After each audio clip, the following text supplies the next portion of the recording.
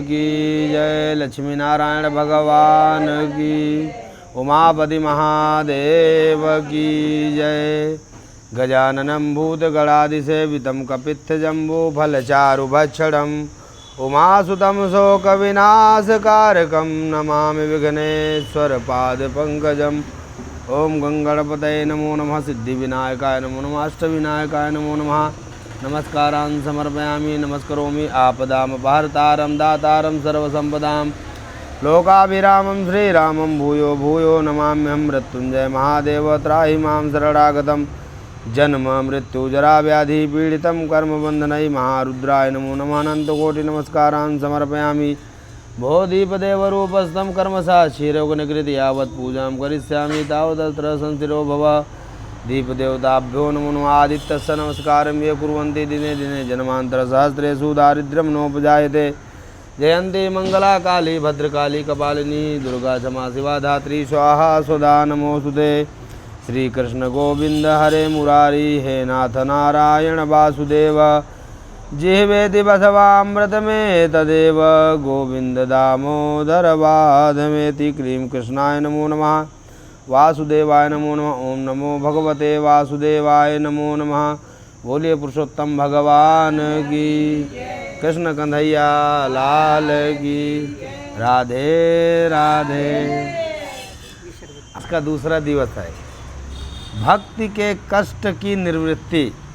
भक्त के कष्ट का कैसे निवारण किया जाए। जो भक्ति माता थी ना, भक्ति माता, तो नारद मुनि जी उनके कष्टों का निवारण करने के लिए बहुत से उपचार किए।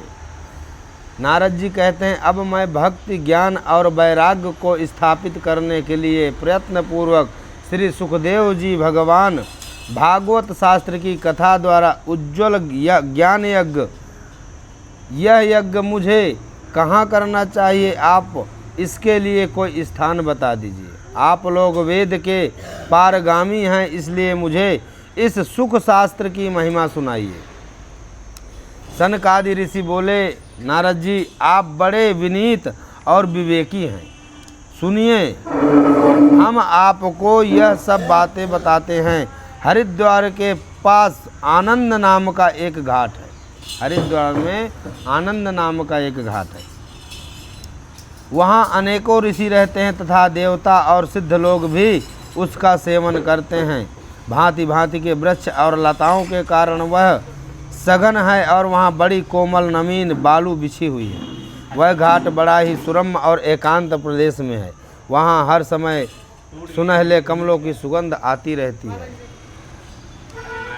वहाँ आप बिना किसी विशेष प्रयत्न के ही ज्ञान यज्ञ आरंभ कर दीजिए। सुत जी कहते हैं, एवं मुक्त्वा कुमारास्ते नारदेन समम ततः गंगा तटम साम जगमुह कथा पानाय सत्वरा। सुत जी कहते हैं, इस प्रकार कहकर नारद जी के साथ सनकादि भी ऋषि श्रीमद् भागवत कथा अमृत का पान करने के लिए वहाँ से तुरंत गंगा तट पर चले आए। जो जो भगवत कथा के रसिक विष्णु भक्त थे वे सभी श्रीमद् भागवत अमृत का पान करने के लिए सबसे आगे दौड़ दौड़ कर आने लगे। जैसे कहीं प्रसाद पूड़ी सब्जी बट रही हो, गरीब बच्चे दौड़ के पहुँचे।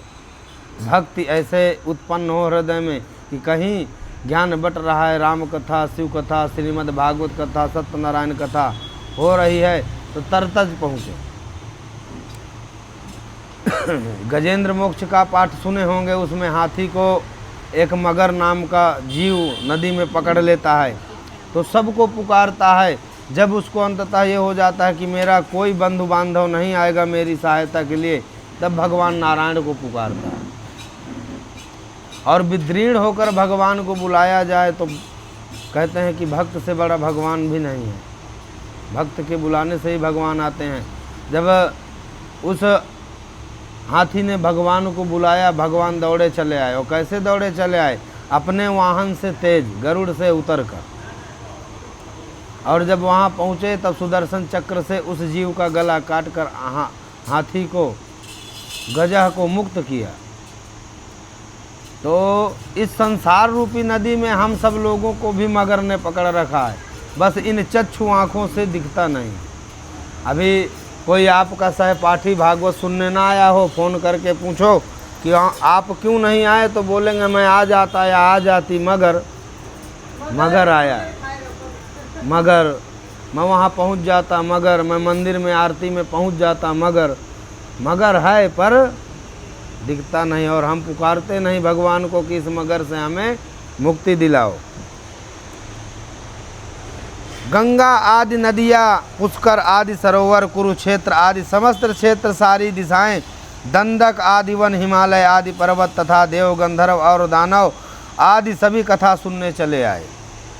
तब कथा सुनने के लिए दीक्षित होकर श्री कृष्ण परायण सनकादि नारद जी के दिए हुए श्रेष्ठ आसन पर विराजमान हुए।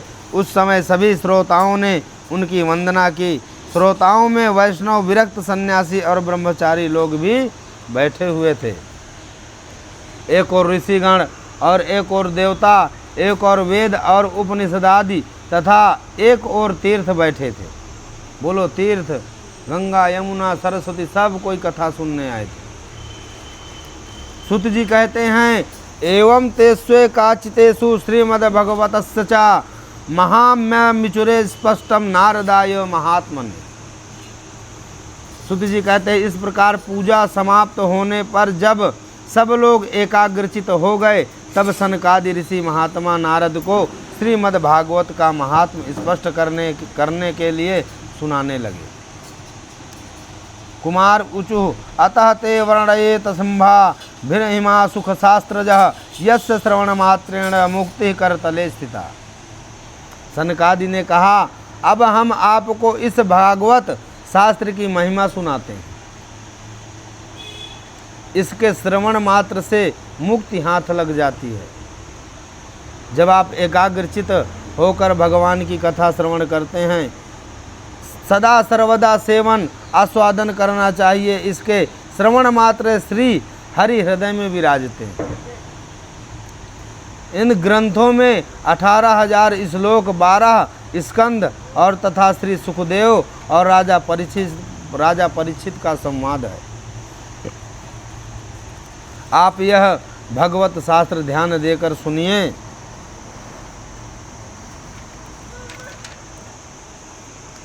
यदि आपको परम गति की इच्छा है तो अपने मुख से श्री मद्भागवत के आधे अथवा चौथाई श्लोक का भी नित्य नियम पूर्वक पाठ कीजिए।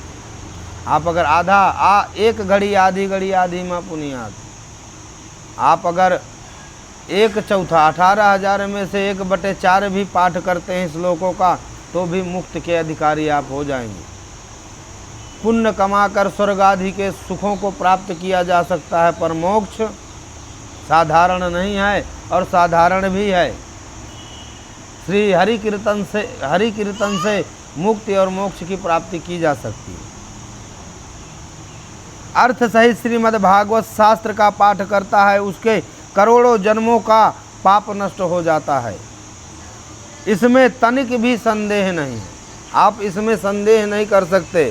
सुखदेव महाराज जी कहते हैं कि जिस दुष्ट ने अपनी सारी आयु में चित्त को एकाग्र करके श्रीमद् भागवत का मृत का थोड़ा सा भी रस स्वादन नहीं किया, उसने तो अपना सारा जन्म चंडाल और गधे के समान व्यर्थ ही गंवा दिया। जो पूरे जीवन भगवान का चिंतन नहीं किया, कहते हैं भगवान को भाव कुभाव जपहूँ आलसहूँ।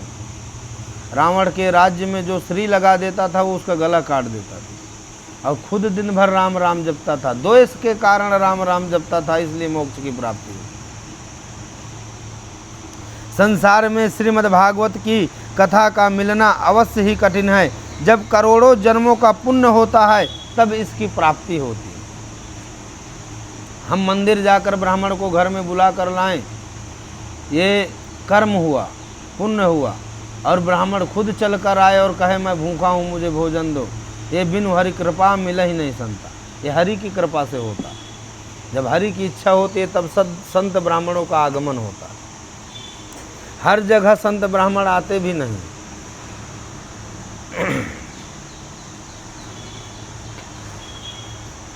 इसलिए इसकी सुखदेव जी ने जो विशेष विधि बताई है वह जान लेनी चाहिए। कलयुग में बहुत दिनों तक चित्त की वृत्तियों को वश में रखना, नियमों में बंधे रहना और किसी पुण्य कार्य के लिए दीक्षित रहना कठिन है। इसलिए सप्ताह श्रवण की विधि है। महीनों कौन बैठेगा? नहीं, श्रीमद् भागवत कथा अमृत तो ऐसी है कि जैसे सागरों का थाह नहीं पाया जा सकता, आसमान के तारे नहीं गिने जा सकते, वैसे ही ये कथा अमृत सत्संग ऐसा है कि इसकी कोई थाह नहीं, आप डूबते चले जाओगे। श्रद्धा पूर्वक कभी भी श्रवण करने से अथवा माघ मास में श्रवण करने से जो फल होता है वही फल श्री सुखदेव जी ने सप्ताह श्रावण में निर्धारित किया। मन के असंयम, रोगों की बहुलता और आयु की अल्पता के कारण तथा कलयुग में अनेकों दोषों की संभावना से ही सप्ताह श्रवण का विधान किया गया। शौनक जी ने पूछा कि सुत जी, यह तो आपने बड़े आश्चर्य की बात कही। अवश्य यह भागवत पुराण योग वेता ब्रह्मा जी भी आदिकरण श्री नारायण का निरूपण करता है, परंतु यह मोक्ष की प्राप्ति में ज्ञान आदि सभी साधनों का तिरस्कार करके इस युग में उनसे भी कैसे बढ़ गया। सुत जी ने कहा, यदा कृष्णो धराम त्यक्त्वा स्वापदम गंतु मुद्दता एकादशम परिश्रुत्वा युद्धो वाक्यमब्रवीत।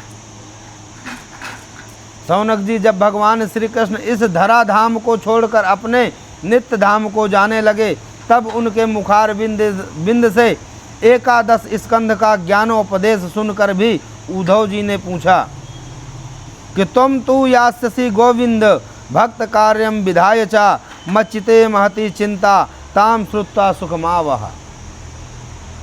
उद्धव जी बोले, गोविंद, अब आप तो अपने भक्तों का कार्य करके परम धाम को पधारना चाहते हैं, किंतु मेरे मन में एक बड़ी चिंता है, उसे सुनकर आप मुझे शांत कीजिए। अब घोर कलिकाल में आया ही समझिए, इसलिए संसार में फिर अनेकों दुष्ट प्रकट हो जाएंगे। संघर्ष से जब अनेकों सत्पुरुष भी उग्र प्रकृति हो जाएंगे, तब उनके भार से दबकर यह गोरूपिणी पृथ्वी किसकी शरण में जाएगी। कमल नयन, मुझे तो आपको छोड़कर उसकी रक्षा करने वाला कोई दूसरा दिखाई नहीं देता। प्रभास क्षेत्र में उद्धव जी के यह वचन सुनकर भगवान सोचने लगे कि भक्तों के अवलंब के लिए मुझे क्या व्यवस्था करनी चाहिए।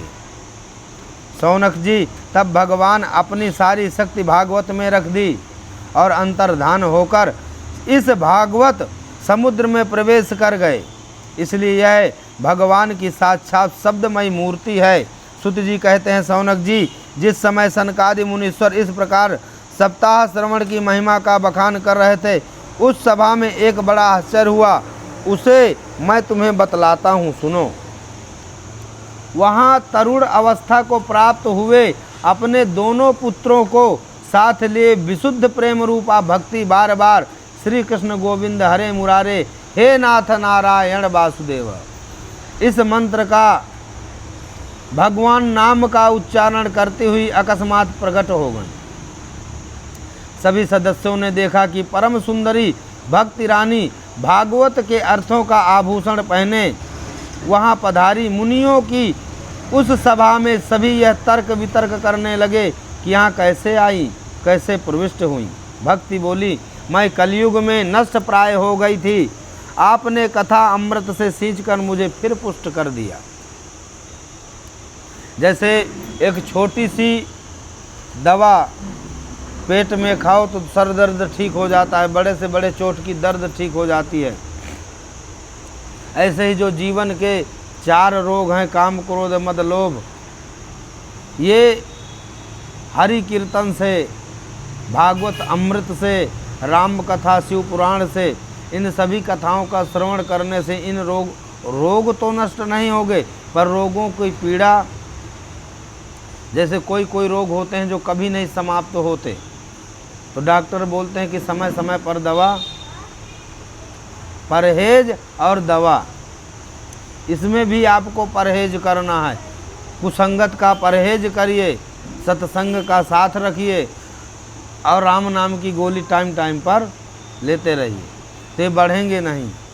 अब बढ़ेंगे नहीं तो उत्पाद होगा नहीं, क्योंकि इनमें से कोई भी एक रोग बढ़ जाए, मोह बढ़ जाए तो खतरा, काम बढ़ जाए तो खतरा, क्रोध बढ़ जाए तो आप अपना ही आईफोन तोड़ देंगे।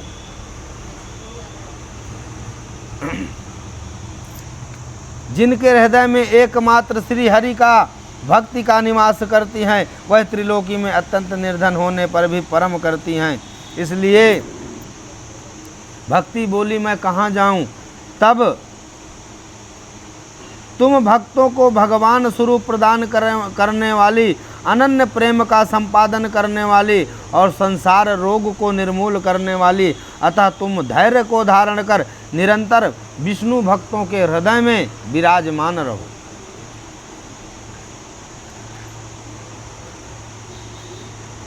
क्योंकि इस भक्त की डोरी से बंधकर तो साक्षात भगवान भी अपना परम धाम छोड़कर आ जाते हैं। भागवत का साक्षात परम ब्रह्म विग्रह है। हम इसकी महिमा कहाँ तक वर्णन करें। इसका आश्रय लेकर इसे सुनाने से तो सुनने और सुनाने वाले दोनों का ही भगवान श्री कृष्ण की समता प्राप्त हो जाती है। अतः इसे छोड़कर अन्य धर्मों का क्या प्रयोजन। बोलिए श्री श्री पुरुषोत्तम भगवान की। राधे राधे। गौकर्ण और धुंधकारी का कथा, इससे भी हमें बहुत कुछ सीखने को मिलेगा कि पुत्र मोह, जिनके पुत्र नहीं हैं वो अनेकों मंदिरों में सर पटकते हैं, कई यज्ञ करवाते हैं, और किसी के भाग्य में पुत्र ना हो तो भी भाग्य को बदलने की कोशिश करते हैं। सुत जी कहते हैं, अथ वैष्णव वचित्तेषु दृष्टवा भक्तिमौलिकीं निज लोकम परित्यज्य भगवान भक्त वत्सल। सुत जी कहते हैं, मुनिवर उस समय अपने भक्तों के चित्त में अलौकिक भक्ति का प्रादुर्भाव हुआ। पधारे, उनके गले में वनमाला शोभा पा रही थी। श्री अंग सजल जलधर के समान श्याम वर्ण था, उस पर मनोहर पीताम्बर सुशोभित था। कट प्रदेश करधनी की लड़ियों से सुसज्जित था। सिर पर मुकुट लटक रहा था, कानों में कुंडल झलक रहे थे। मुनीश्वर, आज सप्ताह श्रवण की मैंने यह बड़ी ही अलौकिक महिमा देखी। यहाँ तो जो बड़े बड़े मूर्ख, दुष्ट और पशु पक्षी भी हैं, वे सभी अत्यंत निष्पाप हो गए। अतः इसमें कोई संदेह नहीं है कि कलिकाल में चित्त की शुद्धि के लिए इस भागवत कथा के समान मृत्युलोक में पाप पुंज का नाश करने वाला कोई दूसरा पवित्र साधन नहीं है। आपने संसार के कल्याण का विचार करके यह बिल्कुल निराला मार्ग निकाला है। आप कृपया यह तो बताइए कि इस कथा रूप सप्ताह यज्ञ के द्वारा संसार में कौन कौन लोग पवित्र हो जाते हैं। सनकादि जी कहते हैं, ये मानवा पाप कृतस्तु सर्वदा सदा दुराचार रता विमागारगा क्रोधा निग्ध दग्धा कुटिलाश्च कामिना सप्ताहाग यज्ञेन कलौ पुनन्ति रेतय। सनकादि ने कहा, जो लोग सदा तरह तरह के पाप किया करते हैं, निरंतर दुराचार में रहते हैं, उनका पाप ही विचार है। हृदय में पाप धारण करते हैं, उल्टे मार्गों में चलते हैं, क्रोधाग्नि में जलते रहते हैं, और वे सभी इस कलयुग में सप्ताह यज्ञ के कारण पवित्र हो। जो सत्य से च्युत माता पिता की निंदा करने वाले, तृष्णा मारे व्याकुल, आश्रय धर्म में रहित, दंभी, दूसरों की उन्नति देखकर कुढ़ने वाले, जलने वाले, दूसरों का दुख देखकर प्रसन्न रहने वाले, वे भी कलयुग में सप्ताह यज्ञ के श्रीमद् भागवत कथा श्रवण मात्र से मुक्त हो सकते हैं। उनके चित्त शुद्ध हो सकते हैं, हृदय कोमल और पवित्र हो सकते हैं। नारद जी, अब हम तुम्हें इस विषय में एक प्राचीन इतिहास सुनाते हैं। पूर्व काल में तुंगभद्रा नदी के तट पर एक अनुपम नगर बसा हुआ था। उस नगर में समस्त वेदों का विशेषज्ञ और स्रोत स्मार्त कर्मों में निपुण एक आत्मदेव नाम का ब्राह्मण रहता था। वह साक्षात दूसरे सूर्य के समान तेजस्वी था। वह धनी होने पर भी भिक्षाजीवी था। ब्राह्मण था, धनी था, फिर भी भिक्षा मांगकर जीवन यापन करता। उसकी प्यारी पत्नी धुंधली, कुलीन एवं सुंदरी होने पर भी सदा बात बात पर अड़ने वाली, कुदृष्टा, दुष्ट स्वभाव की थी। आत्मदेव के कोई संतान न थी और उसके घर पर एक गाय थी, वो भी बांझ थी। उसके भी कोई बछड़ा या बछड़ी, कोई भी पुत्र की प्राप्ति नहीं थी। सालों साल बीत गए। आत्मदेव बाहर जाते तो लोग ताना मारते, पर पत्नी को कोई ताना का फर्क, क्योंकि दुष्टों पर दुष्टता का क्या प्रभाव तो जानता है, मैं दुष्ट हूँ। चोर को चोर कहो तो उसको बुरा थोड़ी लगेगा। आत्मदेव के कोई पुत्र ना था, तो पुत्र ना होने के इस दुख के कारण वो हमेशा दुखी और चिंतित रहते थे। एक दिन वह ब्राह्मण देवता बहुत दुखी होकर घर से निकलकर चले गए। एक तालाब के पास प्यास लगी। संतान के अभाव के दुख के कारण शरीर को बहुत सुखा दिया और थक जाने से ब्राह्मण जल पीकर वहीं बैठ गया। तालाब के किनारे बैठकर सोचने लगे। तभी वहाँ एक ब्राह्मण सन्यासी आए। सन्यासी को देखकर ब्राह्मण रोते रोते, सन्यासी ने पूछा, आप क्यों रो रहे हो? आत्मदेव से पूछे कि आप क्यों रो रहे हो, क्यों दुखी हो, क्यों विदीर्ण हो रहे हो, इसका कारण क्या है? तब आत्मदेव ने कहा, महाराज, मैं अपने पूर्व जन्म के पापों के कारण दुखी हूँ। मेरे कोई संतान नहीं है, मैं संतानहीन हूँ। मेरा कोई वंश बढ़ाने वाला नहीं है। मेरे घर में जो गाय है उसको भी कोई संतान नहीं है। मैं जहाँ जैसे हाथ लगाता हूँ वहाँ सब नष्ट हो जाता है। मुझे कुछ प्राप्त नहीं होता। मैं ज़मीन में बीज डालता हूँ तो बीज भी नहीं उगते। मेरे ऐसे पाप हैं, मैं उन पापों के कैसे नष्ट करूं? सन्यासी ने कहा, हे ब्राह्मण देवता, इस प्रजा प्राप्ति का मोह त्याग दो, क्योंकि मैं अपने तपोबल से देख रहा हूं कि आपके 7 जन्मों तक कोई संतान नहीं है। इसलिए आप पुत्र मोह त्याग दो और भागवत मार्ग की ओर चलो, भगवत प्राप्ति की ओर चलो। ब्राह्मण बोला कि ऐसे भगवत प्राप्ति का क्या अर्थ जहाँ पुत्र नहीं है, परिवार नहीं है, वंश नहीं है, तो मैं अपने श्वास को रोककर अपना प्राण त्याग दूंगा, मैं प्राण त्याग दूंगा। हट करने लगा। ब्राह्मण ने कहा, महात्मा जी, विवेक से काम लीजिए। तो बोले, विवेक किस काम का? जब पुत्र ही नहीं है तो विवेक किस काम का? ब्राह्मण का ऐसा आग्रह देखकर तपोधन से मुनि ने अपने तपोबल से एक आम का फल दिया और बोला, अपनी पत्नी को ये फल खिला देना। और पत्नी को बोला कि एक ही आहार करे और जमीन पर शयन करे, सारे धर्मों का जप तप नियम स्वाध्याय का पालन करे, तो सर्वगुण संपन्न और सौभाग्यशाली पुत्र प्राप्त होगा। आत्मदेव घर जाकर पत्नी को वो फल दिया और सारी कथा का व्याख्यान किया। यूँ कहकर योगीराज तो चले गए। पत्नी को जब फल दिया तो पत्नी सोची कि 9 महीने पुत्र को पेट में रखकर उसका बोझ ढोना पड़ेगा, मैं अच्छे अच्छे व्यंजन नहीं खा पाऊंगी, तबीयत खराब होगी और गर्भ से पुत्र जब निकलेगा तो उस पीड़ा को मैं कैसे सहन करूंगी। अपनी सहेली से सब कह रही है मेरी सुंदरता क्षीण हो जाएगी, मैं गहने नहीं पहन पाऊंगी, चल नहीं पाऊंगी, कोई डाकू आ गए तो मैं गर्भावस्था में भाग नहीं पाऊंगी। ये सब दुख सताने लगे। कुछ दिन बीते, धुंधली की बहन आई और अपनी बहन से सारी व्यथा बताई कि मैं क्या करूं, कोई उपाय है? बहन बोली, तू चिंता मत कर, मुझे धन की कमी है और तुझे पुत्र की। हम दोनों एक प्लान बनाएं, विचार करें, तुम मुझे धन दे दो और मैं अपना पुत्र दे दूंगी। मेरे 6 महीने का पुत्र मेरे पेट में है, तुम मेरे साथ मेरे घर चलो, वहाँ रहना, और जब पुत्र होगा तो मैं बोल दूंगी अपने पति से कि मेरा पुत्र मरा हुआ पैदा हुआ है और तुम्हें एक अच्छा पुत्र प्राप्त हुआ, तुम अपना पुत्र लेकर चली आना, और मेरे पुत्र मरा हुआ घोषित हो जाएगा तो मैं तुम्हारे पुत्र की सेवा के लिए तुम्हारे साथ यहाँ रहूँगी और पालन पोषण करूँगी। धुंधली बोली, बात तो ठीक है, तुम्हें धन की आवश्यकता, मुझे पुत्र की, बिना कोई कष्ट प्रद के मुझे पुत्र प्राप्त हो जाएगा। बोले 9 महीने नहीं निकला सुखदेव की तरह, 12 वर्ष में निकला तो पेट फट जाएगा।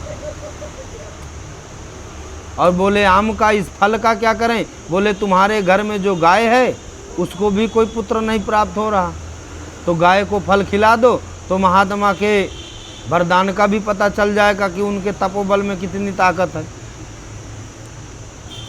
धुंधली बोली ठीक है। दोनों में 60 गांठ बन गई और फल गाय को खिला दिया। धुंधली अपने बहन के साथ चली गई।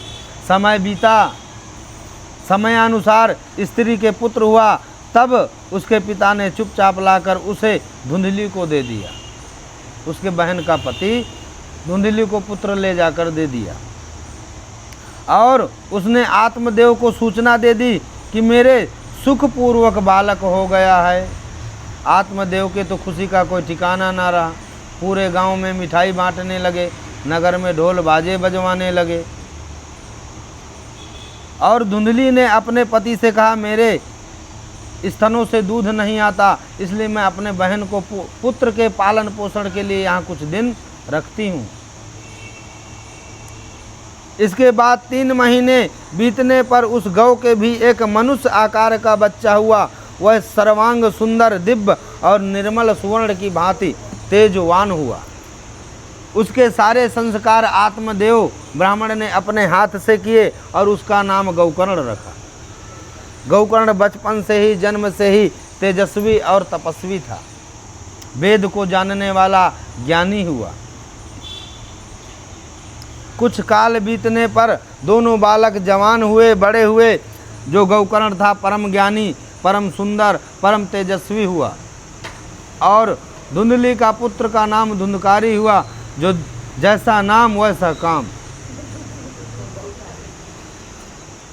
धुंध माने अंधेरा, जिसके नाम में ही अंधेरा हो, उजाला या प्रकाश कैसे कर सकता है। इसीलिए पहले जमाने में पुत्र हो या पुत्री नाम कैसे रखते थे? नारायण, विष्णु, राम, लक्ष्मी, सीता, और अब स्वीटी, लकी, अब के नाम हैं। नाम भी बड़े बड़े दिमाग चकरा जाए ऐसे नाम। और पहले भगवान के नाम पर नाम क्यों रखते थे? क्योंकि हम ऐसे नाम जप नहीं कर सकते, तो अपने पुत्र को नाम से पुकारेंगे तो भगवान का नाम निकले। इसकी भी कथा है। और धुंधकारी का पुत्र कर्म से ही दुष्ट था।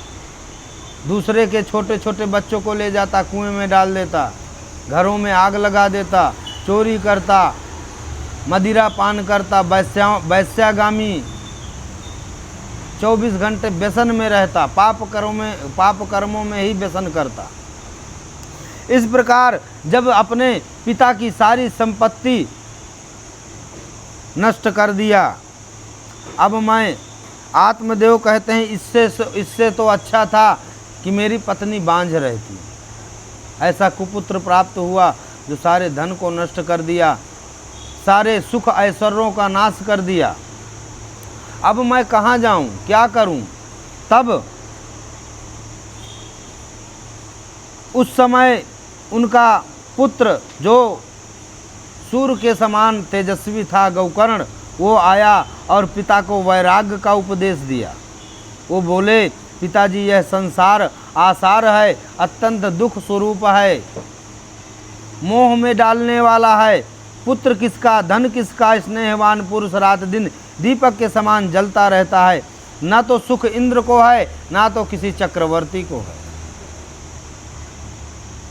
यह मेरा पुत्र है। इस अज्ञान को छोड़कर मोह नरक की प्राप्ति कराता है। यह शरीर तो नष्ट होगा, इस मृत्यु लोक में जो वस्तु है, जो चीज़ है, एक दिन हर वो वस्तु, हर चीज़ नष्ट हो जाएगी।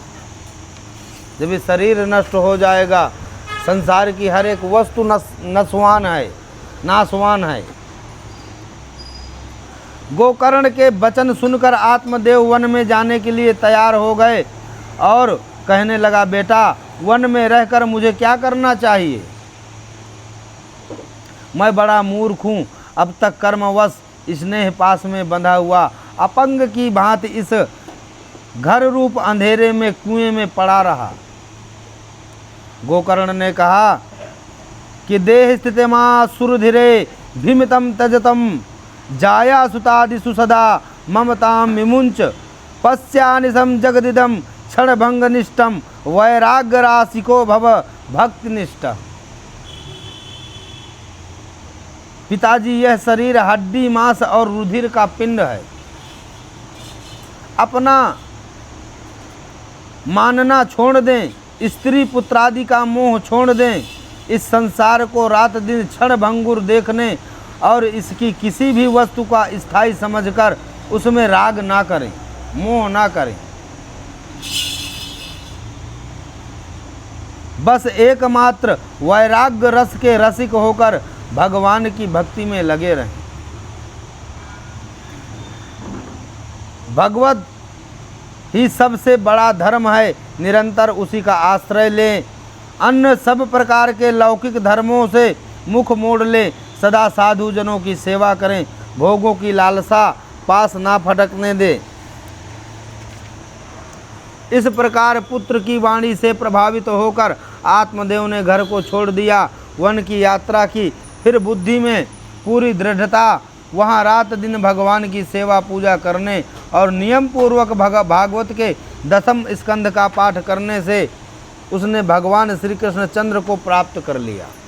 बोले श्री सत्यनारायण भगवान की जय, श्री पुरुषोत्तम भगवान की जय।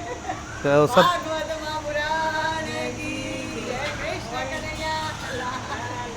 सत्यनारायण कथा ज़्यादा करते हैं ना।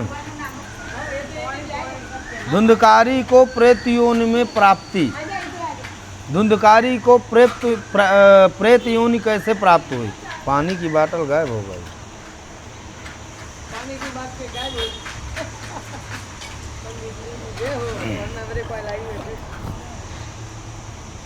सुध जी कहते हैं, पितुर्युपरते तेन जननी ताड़िता भृशम क्ववित्तम तिष्ठति ब्रूहि हरिष से लतयाच चेत।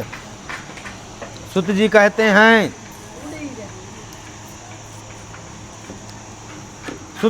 हैं, सौनक जी पिता के वन चले जाने पर एक दिन धुंधकारी ने अपनी माता को बहुत पीटा, बहुत ताड़ना दी।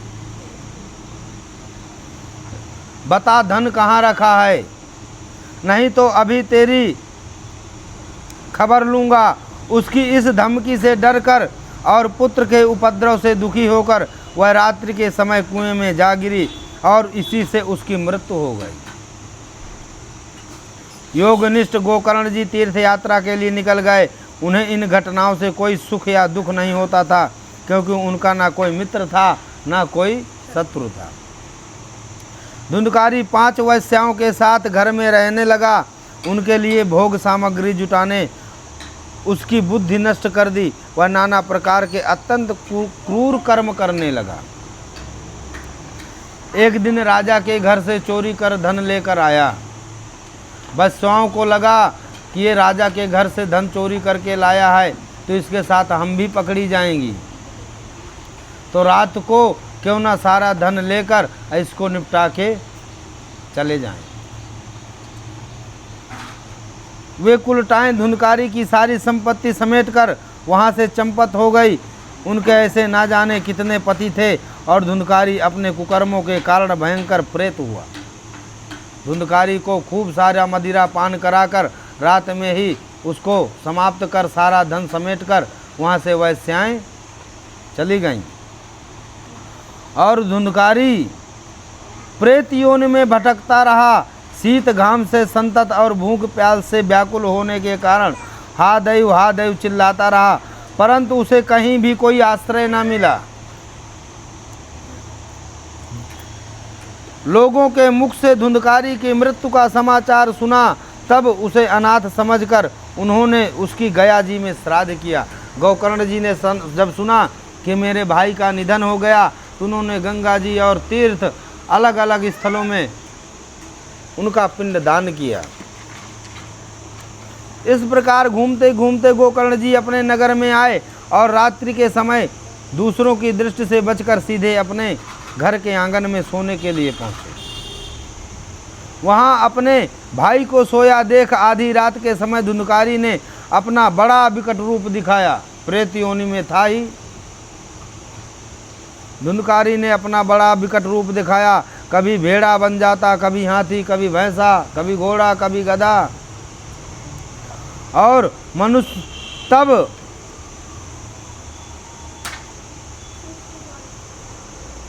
ये विपरीत अवस्थाएं देखकर गोकर्ण जी ने निश्चय किया कि यह कोई दुर्गति को प्राप्त हुआ जीव है।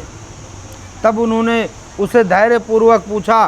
गोकर्ण ने कहा, तू कौन है? रात्रि के समय ऐसे भयानक रूप क्यों दिखा रहा है? तेरी यह दशा कैसे हुई? हमें बता, तू प्रेत है, पिशाच है, अथवा कोई राक्षस है? सूत जी कहते हैं, गोकर्ण के इस प्रकार पूछने जाने पर बार बार जोर जोर से रोने लगा। उसमें बोलने की शक्ति नहीं थी, इसलिए उसने केवल संकेत मात्र किया। तब गोकर्ण अंजलि में जल लेकर अभिमंत्रित करके उस पर छिड़का। इससे उसके पापों का कुछ शमन हुआ और वह इस प्रकार कहने लगा। प्रेत बोला। कौन प्रेत? धुंधकारी का प्रेत। मैं तुम्हारा भाई हूँ, मेरा नाम धुंधकारी है। मैंने अपने ही दोष से अपना ब्राह्मणत्व नष्ट कर दिया। मेरे कुकर्मों की गिनती नहीं की जा सकती। मैं तो महान अज्ञान के चक्कर में, इसी से मैंने लोगों की बड़ी हिंसा की। अंत में कुलटा स्त्रियों ने मुझे तड़पा तड़पा कर मार डाला। भाई, तुम दया के समुद्र हो, अब किसी प्रकार से जल्दी ही मुझे इस योनि से छुड़ाओ। गोकर्ण ने धुंधकारी की सारी बातें सुनी और गोकर्ण ने कहा, भाई, मुझे इस बात का बड़ा आश्चर्य है। मैंने तुम्हारे लिए विधि पूर्वक गया जी में पिंडदान किया, फिर भी तुम प्रेत योनि से मुक्त कैसे नहीं हुए? गया में पिंडदान करने से जीव को मुक्ति प्राप्ति हो, ऐसा गया जी को वरदान है। गया नाम का एक राक्षस था। भगवान उसकी तपस्या से प्रसन्न हुए तो वरदान में वो क्या मांगा कि मुझे जो देखे उसके सारे पाप नष्ट हों और स्वर्ग आदि का ऐश्वर्य प्राप्त हो। अब जब उसको वरदान मिला तो नगर नगर गांव गांव घूमने लगा कि मुझे देखो और पापों को नष्ट करो। भगवान बोले, तो ऐसे तो संसार का नियम भंग हो जाएगा, नियम बिगड़ जाएगा, यमलोक का धंधा पानी बंद, यमराज चित्रगुप्त क्या करेंगे? भाई, ऑनलाइन सिस्टम हो गया तो बैंक का क्या काम? जब बैंक जाना नहीं है, पैसा डालने, बैठे बैठे पैसा चला जाना है, तो बैंक का क्या काम? कर्मचारियों का क्या काम? तब भगवान अपने चरणों से वहीं गया जी के स्थल पर गया नाम के राक्षस को दबा दिया और वरदान हुआ कि वहाँ जो बैठकर अपने पितरों का श्रद्धापूर्वक निष्ठापूर्वक पिंडदान करेगा, उनके पितरों को मोक्ष की प्राप्ति होगी। इसलिए गया में पिंडदान का बहुत बड़ा महत्व है। प्रेत ने कहा, मेरी मुक्ति सैकड़ों गया श्राद्ध करने से भी नहीं हो सकती। अब तो तुम इसका कोई और उपाय सोचो। प्रेत की यह बात सुनकर गोकर्ण बड़ा आश्चर्य हुआ। वह कहने लगे, यदि सैकड़ों गया श्राद्ध से भी तुम्हारी मुक्ति नहीं हो सकती, तब तो तुम्हारी मुक्ति असंभव ही है। अच्छा, अभी तो तुम निर्भय होकर अपने स्थान पर रहो, मैं विचार करके तुम्हारी मुक्ति के लिए कोई दूसरा उपाय करूँगा। गोकर्ण की आज्ञा पाकर धुंधकारी वहाँ से अपने स्थान पर चला गया। इधर गोकर्ण रात भर विचार किया पर कोई उपाय नहीं सूझा। प्रातःकाल उनको आया देख लोग प्रेम से उनसे मिलने आए तब गोकर्ण रात में जो कुछ जिस प्रकार हुआ वह सब उन्होंने सुनाया। उनमें जो लोग विद्वान, योगनिष्ठ, ज्ञानी और वेदज्ञ थे, उन्होंने भी अनेकों शास्त्रों को उलट पलट कर देखा, तो भी उसकी मुक्ति का कोई उपाय ना मिला। तब सबने यह निश्चय किया कि इस विषय में सूर्य नारायण जो आज्ञा करे वही करना चाहिए। अतः गोकर्ण अपने तपोबल से सूर्य की गति को रोक दिया। उन्होंने स्तुति की, भगवान आप सारे संसार के साक्षी हैं, मैं आपको नमस्कार करता हूँ, आप मुझे कृपा करके धुंधकारी की मुक्ति का साधन बताइए। गोकर्ण की प्रार्थना सुनकर सूर्यदेव ने दूसरे ही स्पष्ट शब्दों में कहा, श्रीमद् भागवत से मुक्ति हो सकती है, इसलिए तुम उसका सप्ताह पारायण करो। सूर्य का यह धर्ममय वचन वहाँ सभी ने सुना। तब सबने यह कहा कि प्रयत्नपूर्वक यह करो, सभी साधन बहुत सरल। अतः गोकर्ण जी भी तदनुसार निश्चय करके कथा सुनाने के लिए तैयार हो गए। देश और गांव से अनेकों लोग कथा सुनने के लिए, बहुत से लंगड़े, लूले, अंधे, बूढ़े, मंद बुद्धि पुरुष अपनी पापों के निवृत्ति उद्देश्यों को वहां पहुँचे। इस प्रकार वहां इतनी भीड़ हो गई, यह देखकर देवताओं भी आश्चर्य। गोकर्ण व्यास गद्दी पर बैठकर कथा कहने लगे, तब वह प्रेत भी वहां आ पहुंचा और इधर उधर बैठने के लिए स्थान खोजने लगा। इतने में ही उसकी दृष्टि एक सीधे रखे हुए 7 गांठ के बांस पर पड़ी। उसी के नीचे के छिद्र में घुसकर वह कथा सुनने के लिए बैठ गया। जहाँ भागवत कथा होती है वहाँ एक ध्वज फहराया जाता है, ध्वज लगाया जाता है। उसी ध्वज पर जिस जीव के उद्धार के लिए श्रीमद् भागवत का सप्ताह पारायण किया जाता है, उसी बांस के गांठ पर उस प्रेत के लिए गद्दी होती है, वो बैठता है। गोकर्ण जी ने एक वैष्णव ब्राह्मण को मुख्य श्रोता बनाया और प्रथम स्कंध से ही स्पष्ट स्वर में कथा सुनानी आरंभ कर दी। सायंकाल में जब कथा का विश्राम कर दिया गया, तब एक बड़ी विचित्र बात हुई। वहाँ सभा में सबने देखा कि बांस की एक गांठ तड़ तड़ की आवाज़ में फट गई। इसी प्रकार दूसरे दिन सायंकाल दूसरी गांठ फटी, तीसरे दिन तीसरी। इस प्रकार 7 दिनों में 7 गांठों को फोड़कर धुंधकारी 12वें स्कंध को सुनने से पवित्र होकर प्रेत योनि से मुक्त हो गया और दिव्य स्वरूप धारण करके सबके सामने प्रकट हुआ। उसने तुरंत अपने भाई गोकर्ण को प्रणाम करके कहा, भाई तुमने कृपा करके मुझे प्रेत योनि और इन यातनाओं से मुक्त किया। यह प्रेत पीड़ा का नाश करने वाली श्रीमद् भागवत की कथा धन्य है तथा श्री कृष्णचंद्र भगवान के धाम की प्राप्ति करने वाला इसका सप्ताह पारायण भी धन्य है। जब सप्ताह श्रवण का योग लगता है तब सब पाप थर्रा उठते हैं।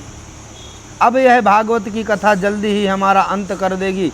जिस प्रकार आग गीली, सूखी, छोटी बड़ी सब तरह की लकड़ियों को जला डालती है, उसी प्रकार यह सप्ताह श्रवण मन, वचन और कर्म द्वारा किए हुए नए पुराने, छोटे बड़े सभी प्रकार के पापों को भस्म कर देती है। जब आप कथा श्रवण करने बैठो, नाम जप करने बैठो, तो अजीब अजीब ख्याल आते हैं। ऐसे पिक्चर देखो, टीवी देखो, सास बहू का सीरियल देखो तो विचार नहीं आएंगे, एकाग्रचित रहोगे, नींद नहीं आएगी, खाओगे तो भूख लगेगी, खाते खाते समय और देखने में मज़ा आएगा। पर राम कथा लग जाए, रामायण लगा दो, भागवत लगा दो तो नींद आने लगेगी। सबसे पहले गलत विचार आएंगे। सास बहू का सीरियल हो, कुकर की सीटी बजे तो न जाओ, पर रामायण लगी हो तो सीटी ना भी बजे तो पहुंच जाओ।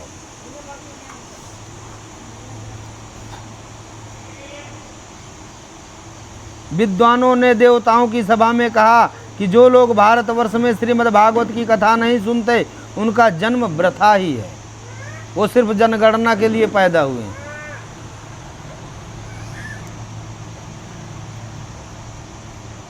भला मोह पूर्वक लालन पालन करके यदि इस अनित्य शरीर को हृष्ट पुष्ट और बलवान भी बना लिया तो भी श्रीमद् भागवत की कथा सुने बिना इससे क्या लाभ। अस्थियां ही इस शरीर के आधार स्तंभ हैं, नस नाड़ी रूप है, रस्सियों में यह बंधा हुआ, ऊपर से इस मांस और रक्त थोप कर इसे चर्म से मंड दिया गया है। इसके प्रत्येक अंग में दुर्गंध आती है। ये जब शरीर मर जाता है तभी शरीर को कोई कितना भी मोही जन हो, पुत्र मोह हो, पत्नी मोह हो, गर्लफ्रेंड मोह हो, स्त्री मोह हो या पिता का मोह हो, माँ का मोह हो, पर शरीर को रख कि मैं अपनी मम्मी से बहुत प्यार करता हूँ, मैं नहीं जलाने दूंगा, 10 साल रखूंगा जब तक मैं जीऊँगा। कोई रख सकता है? वृद्धावस्था और यह मलमूत्र का भंडार है। वृद्धावस्था और शोक के कारण यह परिणाम से दुखमय ही रोगों का तो घर ही ठहरा है। जैसे जैसे बुढ़ापा आता है रोग आने लगते हैं, गांठी में दर्द, पैर में दर्द, कमर दर्द, बीपी, शुगर, ये वो, अब तो नए नए रोग आ गए हैं। जैसे जैसे विकास हो रहा है वैसे वैसे नए रोगों की उत्पत्ति हो रही है। यह निरंतर किसी ना किसी कामना से पीड़ित रहता है। आज 1 करोड़ कमाया, कल 2 करोड़ कमाने की इच्छा जगेगी। आज कुछ अचीव कर लिया, कल और कुछ अचीव करने का इच्छा जगेगा। आज ये ड्रेस पहना तो कल दूसरा ड्रेस पहनेंगे। मन कभी शांत हो ही नहीं सकता, लोभ कभी समाप्त हो ही नहीं सकता। अंत में यदि इसे गाड़ दिया जाए तो इसमें कीड़े लग जाते हैं, जला दिया जाए तो राख हो जाती है। 100 ग्राम, 250 ग्राम, 300 ग्राम, ये 50 किलो का शरीर जलकर आधा 1 किलो का बचता है। उसमें भी आधी राख तो छाड़ा और लकड़ी की रहती है।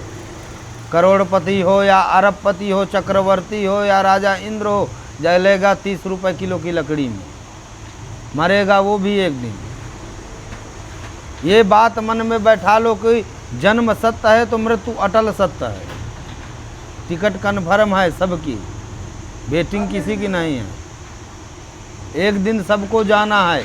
हम यहाँ सिर्फ सफ़र करने आए हैं, यात्रा है।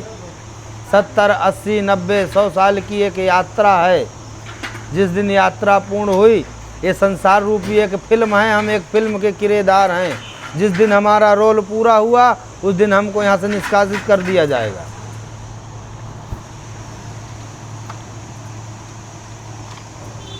कोई इस शरीर में कीड़े लग जाते हैं, कोई पशु खा जाता है, विष्ठा हो जाता है और अग्नि में जला दिया जाता है, भस्म की ढेर हो जाता है।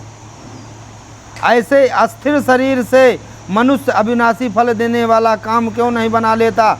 जो अन्न प्रातः काल पकाया जाता है वह सायं काल तक बिगड़ जाता है, फिर उसी के रस के पुष्ट हुए शरीर को नित्यता कैसी? इस लोक में सप्ताह श्रवण करने भगवान की शीघ्र ही प्राप्ति हो सकती है।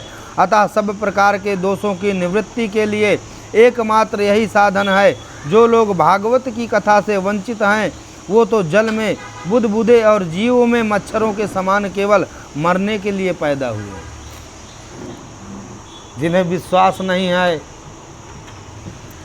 कहते हैं ना, कोई मन में 2 प्रश्न आते हैं कि भगवान है या नहीं, और है तो किसको पूजें। तो भगवान एक होकर भी अनेक है। जिसकी रही भावना जैसी तिन मूरत प्रभु देखी तैसी। आप जिस प्रकार भगवान का चिंतन करते हैं भगवान उसी प्रकार मिलते हैं।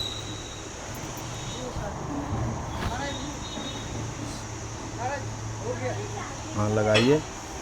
गोकर्ण पूछा, भगवान के प्रिय पार्षदों, यहाँ हमारे अनोखो शुद्ध हृदय श्रोतागण हैं, उनके लिए, सबके लिए आप लोग एक साथ विमान लेकर क्यों नहीं आए?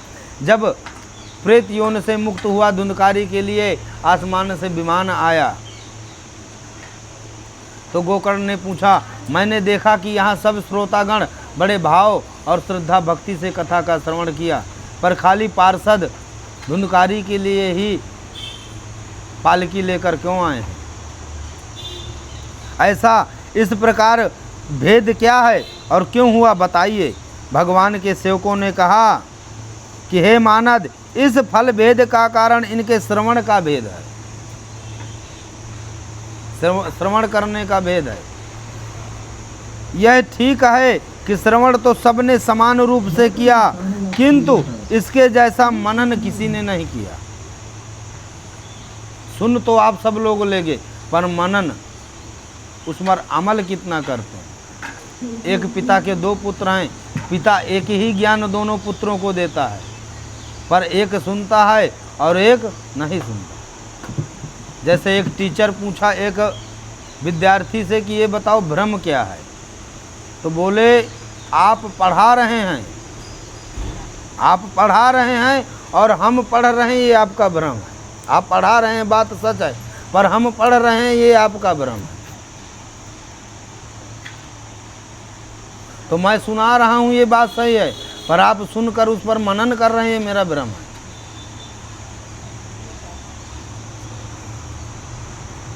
इस प्रेत ने 7 दिनों तक निराहार रहकर श्रवण किया तथा सुने हुए विषय का स्थिर चित्त से यह खूब मनन और निधि ध्यान आसन भी करता था। जो ज्ञान दृढ़ नहीं होता वह व्यर्थ होता है।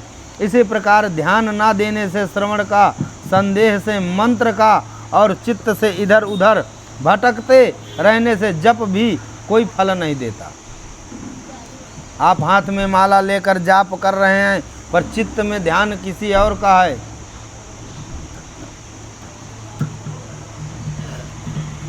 दस 10,000 हो, करोड़ों जप करना हो, पर बिना एकाग्र चित्त हुए। क्यों? क्योंकि जिस भगवान का हम ध्यान कर रहे हैं उस भगवान का चिंतन हमारे मन में है ही नहीं। अच्छी बरसात हो, बारिश का मौसम हो, बढ़िया ठंडी ठंडी हवा बह रही हो, अब आप लोगों को पकौड़ी और बढ़िया तीखी चटनी खाने का मन करे तो मन में पानी आएगा कि नहीं? तो जब भगवान का आप तन से मन से ध्यान करेंगे तब भगवान आएंगे कि नहीं?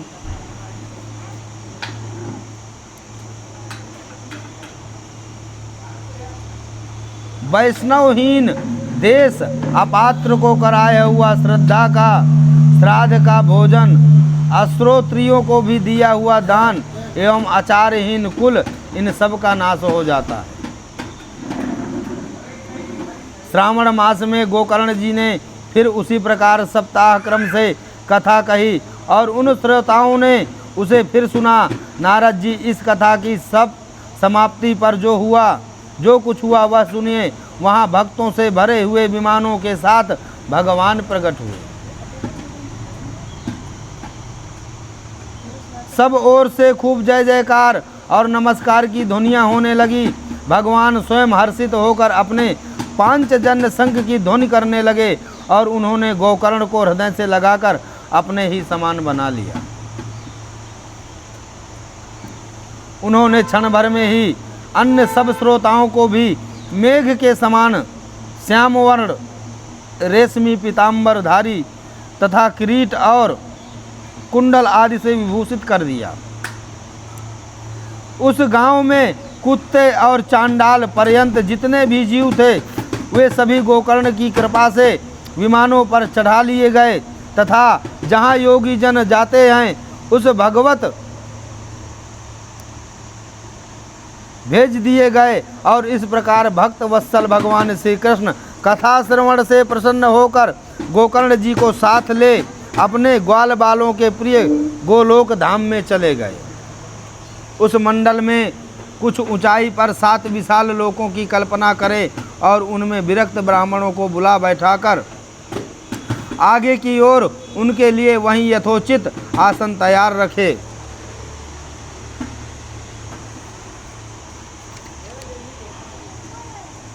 पूर्व काल में जैसे अयोध्यावासी भगवान श्री राम के साथ साकेत धाम सिधारे थे, उसी प्रकार भगवान श्री कृष्ण उन सबको योगी दुर्लभ गोलोक धाम को ले गए। जिस लोक में सूर्य चंद्रमा और सिद्धों को भी गति नहीं हो सकती, उसमें वे श्रीमद् भागवत का श्रवण करने से चले गए। इति श्री पद्म पुराणे उत्तराखंडे श्रीमद् भागवत महात्म गोकर्ण मोक्ष वर्णनम नाम 5वां अध्याय। बोलिए श्रीमद् भागवत पुराण की जय। सप्ताह यज्ञ की विधि। सनकादि जी कहते हैं कि नारद जी, अब हम आपको सप्ताह श्रवण की विधि बताते हैं। यह विधि प्रायः लोगों की सहायता और धन के साध्य कही गई है। पहले तो यत्न पूर्वक ज्योतिषी को बुलाकर पूछना चाहिए।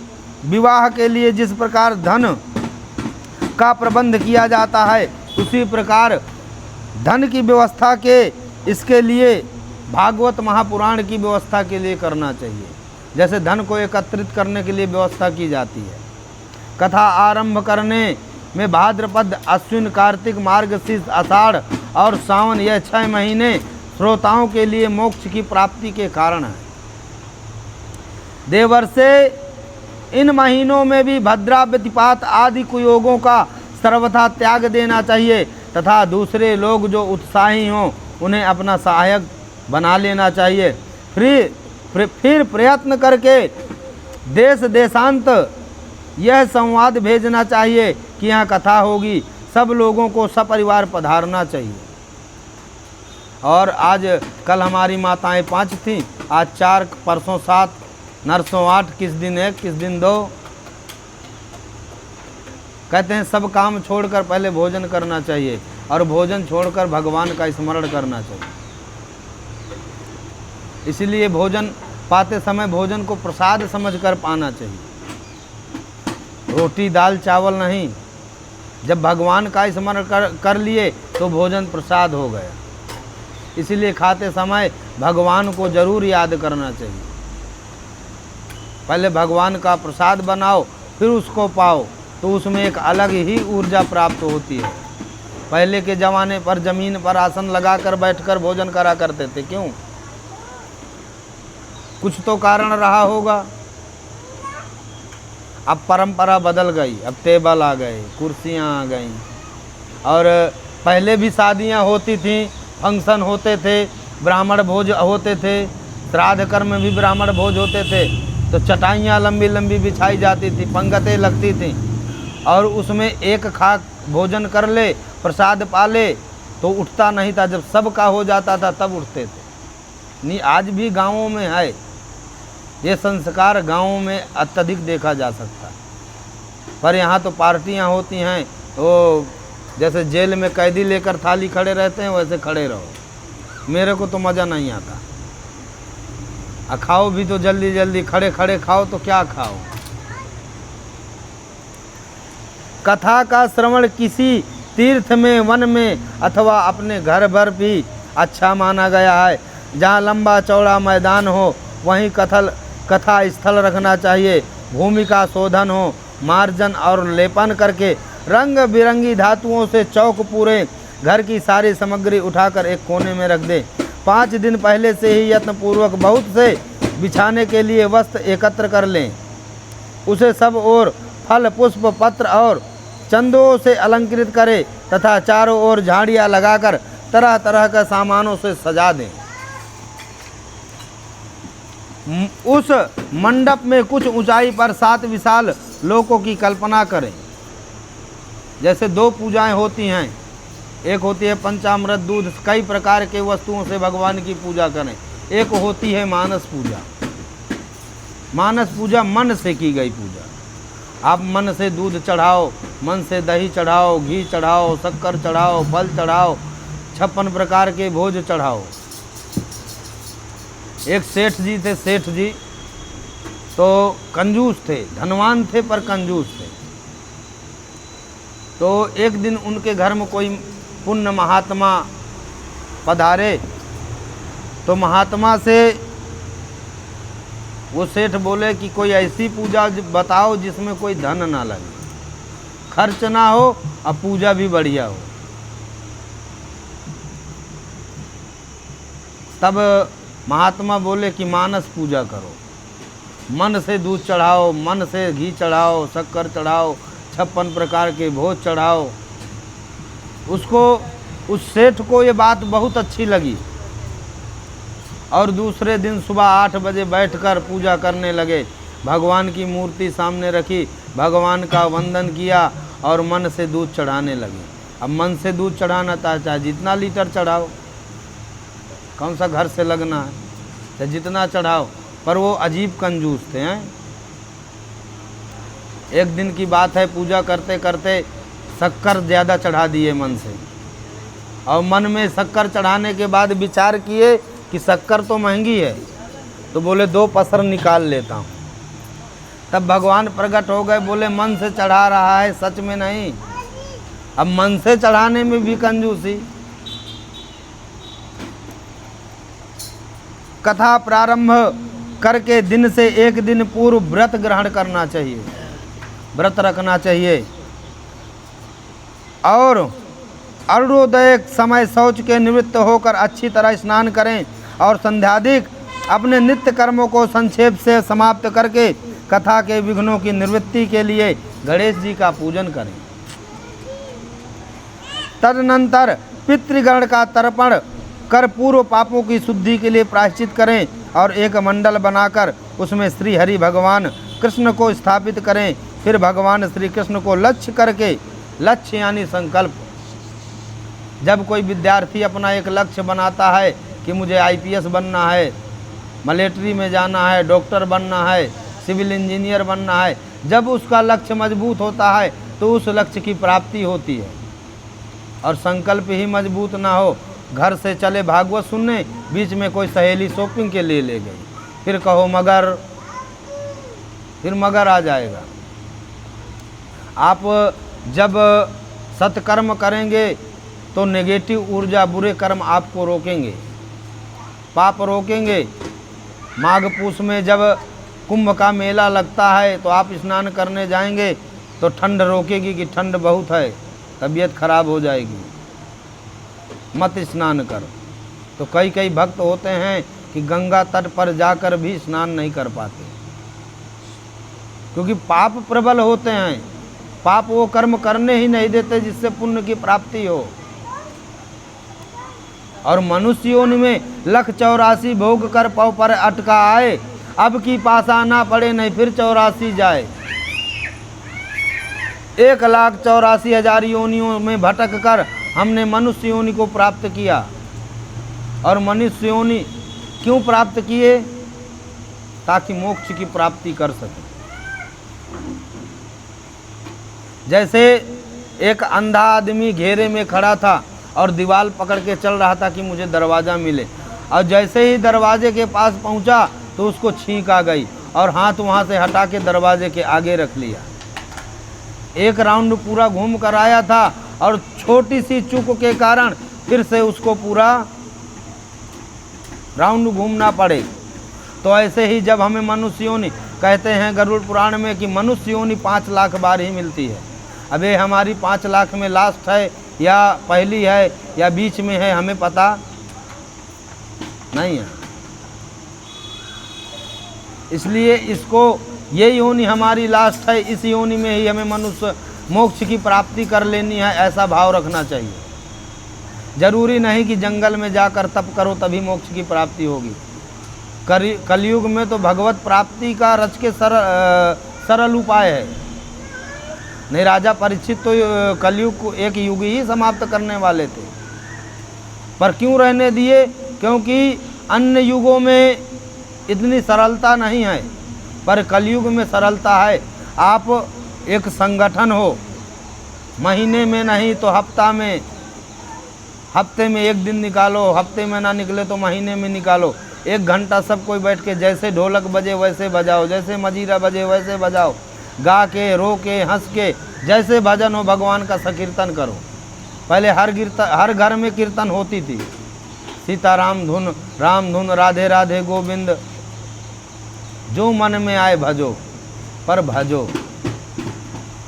जिस समय मुंह खाली हो गुनगुनाते रहो, भगवान का संकीर्तन करते रहो, टेव पड़ जाएगी जीव को।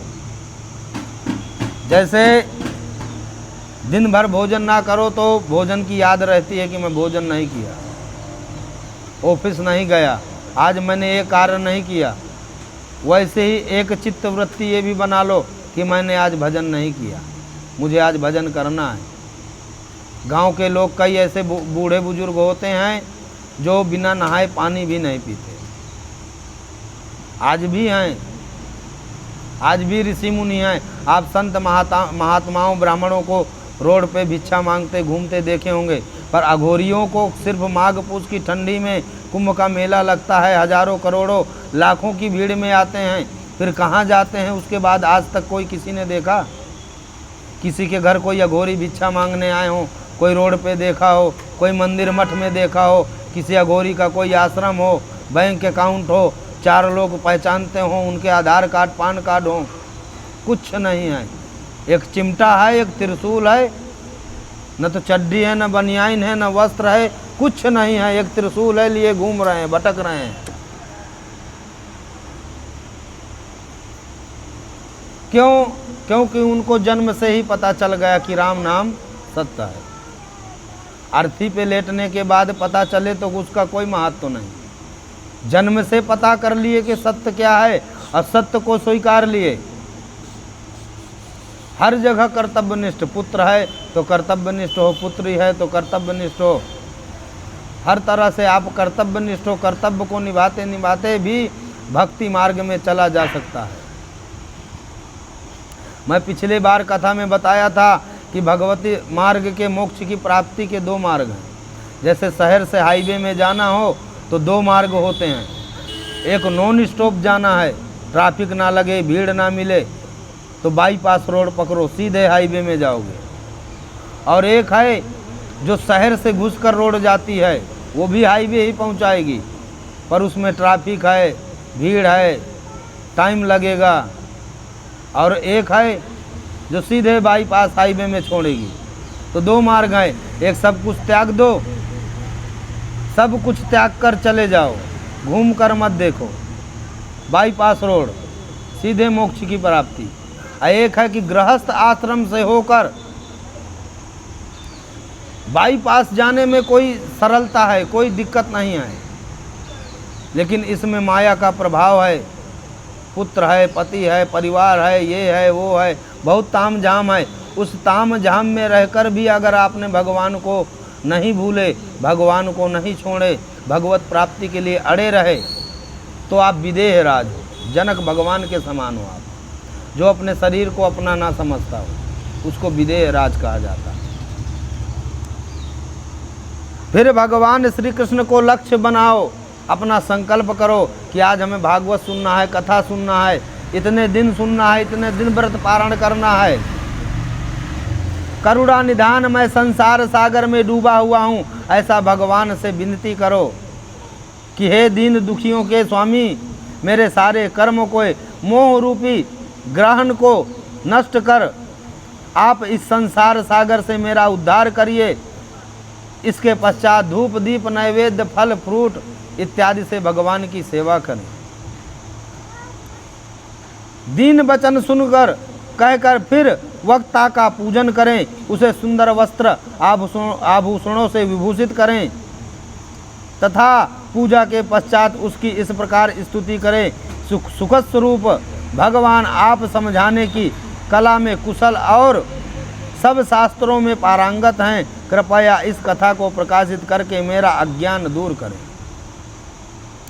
फिर अपने कल्याण के लिए प्रसन्नता पूर्वक उसके सामने नियम ग्रहण करें और 7 दिनों तक यथाशक्ति उसका पालन करें। जप तप नियम स्वाध्याय, ये क्या है? ये जीवन में मोक्ष की प्राप्ति के आधार हैं, स्तंभ हैं। आप जप करो नियम से, आप नियमों का पालन करो, धर्म निरपेक्ष रहो, धर्म पर चलो। आप जैसे कोई अनुष्ठान करते हैं, सत्यनारायण कथा करते हैं, घर में कोई भी पूजा रखते हैं, उस दिन व्रत रखो, शुद्ध रहो, पवित्र रहो। कायिक वाचिक मानसिक सांसर्गिक ज्ञात अज्ञात स्पर्श अस्पर्श कितने प्रकार के पाप हैं। आपकी वाणी से किसी का मन दुखे वो भी पाप है। आपके शब्द किसी को बुरा लग जाए, वो कुछ गलत कर बैठे, वो भी पाप है। किसी के बारे में गलत सोचना भी पाप है। कायिक मतलब सोचना, वाचिक मतलब बोलना, संसारिक मतलब संसार के कई प्रकार के। और स्त्रियों को शादी के बाद 5 पाप लगते ही लगते हैं, क्योंकि गृहिणी स्त्री घर की गृहिणी है, अन्नपूर्णा है। घर के अन्न को साफ रखना, पानी के साधन को साफ रखना, मरी मसाला को साफ रखना, चूल्हे में भोजन बनाना, तो इन सब में जीवों की हिंसा तो होती ही होती है। तो इन पापों की मुक्ति के भी सबसे सरल उपाय है कि अपना पति भोजन कर ले, उसके बाद भोजन करे। ये नहीं हो सकता पति रात को 2 बजे आते हैं ऑफिस से, तो कब तक बेचारी भूखी बैठी रहेगी। तो उसके लिए भी उपाय है कि महीने में अमावस पुण्यवासी के दिन एक ब्राह्मण को घर में बुलाकर भोजन कराएं। वो भी नहीं करा सकते तो एक सीधा का दान करें। पहले जब गांव में खेतों में अनाज उगता था तो बोरे भर के मंदिर में इसलिए नहीं दिए जाते थे कि हमारे बहुत हुआ है, इसलिए कि जो बीज बोने और काटने, उगाने, उसको पैदा करने में जीवों की हिंसा हुई, इसलिए वो अन्न अशुद्ध है। उस अन्न की शुद्धि के लिए भगवान को अर्पण किया जाता है। धन दान इसलिए नहीं किया जाता कि हम बहुत बड़े हैं, ब्राह्मण को 2100 रुपये दान कर दिए। आप 2100 रुपये दान देकर करोड़ों का धन शुद्ध कर लिए, व्हाइट कर लिए, ब्लैक मनी को व्हाइट कर लिए। इसलिए दान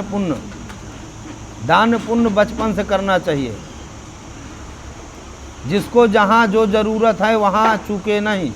और तीर्थ स्थल, धर्म स्थलों पर अगर जाते हैं तो वहाँ कोशिश ये करनी चाहिए कि हम अपने ही धन से अपने दिनचर्या का निवारण करें। अगर हमें जल भी पान करना है तो हम तीर्थ स्थल में किसी के धन का या किसी से सहायता ना लें। अपने ही शरीर से, अपने ही बलपूर्वक, अपने ही धनपूर्वक भोजन इत्यादि का निवारण करें। बुद्धिमान वक्ता को चाहिए कि सूर्य उदय से कथा आरंभ करके 3:30 पहर तक माध्यम करे। आप तो 1 ही घंटा सुनते हैं और उसमें भी बाधा है। पंडित जी 12:30 पूर्ण कर देना, नहीं ये नहीं आएंगे कल से। बोलो, मैं सुनाने के लिए तैयार हूँ। 8 घंटे बैठा हूँ, मैं 8 घंटे बैठ के बोलूँगा। आप सुनने के लिए तैयार हो? आपकी कुर्सी हिलेगी, मेरी गद्दी नहीं। सीताराम। और दोपहर के समय 2 घड़ी तक कथा बंद रखे। उस समय कथा के प्रसंग के अनुसार वैष्णव को भगवान के गुणों का कीर्तन करना चाहिए। व्यर्थ बातें नहीं करना चाहिए कि आज घर में क्या बनाया, दाल में कौन सा मसाला डाला था, काल बहुत अच्छी बनी थी। ये सब व्यर्थ बातें हैं। यहाँ वहाँ की बातों से अच्छा है कि साथ में जब इकट्ठा हो तो भगवान कृष्ण का आवरण करो, ध्यान करो, जो जिसको जितना ज्ञान हो, क्योंकि सत्संग से ही विवेक आता है। हर एक के पास कुछ न कुछ है। ज्ञान बांटने, ऐसा कौन सा धन है जो बांटने से बढ़ता है? वो अज्ञान। ज्ञान का धन है, आप बांटो। जितना भक्ति, जो कथा आती है सुनाओ आपस में। कथाओं को सुनकर हंसो, प्रसन्न रहो। कथा के समय मलमूत्र के वेगों को काबू में रखने के लिए अल्पाहार सुखकारी होता है। वाचक को चाहिए कि अल्पाहारी रहे। मैं सुबह से चाय तक नहीं पिया। ये भगवत प्राप्ति के तो भगवान ऐसे विलक्षण शब्द बना देते हैं। इसलिए अल्पाहारी, कम पानी पियो, कम खाओ, ताकि भगना ना पड़े हर बार। पंडित जी रुकना, आया मैं 2 मिनट में, ऐसा नहीं।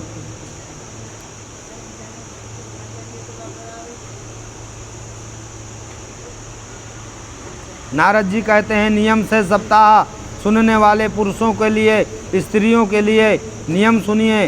विष्णु भक्ति की दीक्षा से रहित पुरुष कथा श्रवण का अधिकारी नहीं है। जिसको ये विश्वास नहीं है कि भगवान नहीं है, वो यहाँ से उठ के चला जाए। क्योंकि भगवान से 3 वस्तुएं बहुत जरूरी हैं। विश्वास सबसे पहले, फिर संबंध और फिर समर्पण। वो 200 टन के जहाज में बैठ के उड़ जाते हैं दिल्ली के लिए, कितने भरोसे के साथ कि हमें उड़ा के पहुंचा देगा। कहीं सो गया तो उड़ा के कहीं और ही ले जाएगा। बस चलाने वाले के ड्राइवर पर भरोसा है, जहाज उड़ाने वाले एक इंसान पर भरोसा है। दुनिया चलाने वाला एक प्रधानमंत्री मोदी पर भरोसा है कि देश बढ़िया चलाएगा, पर जो संसार चला रहा है पूरा, उस पर भरोसा नहीं। उस पर कब भरोसा आता?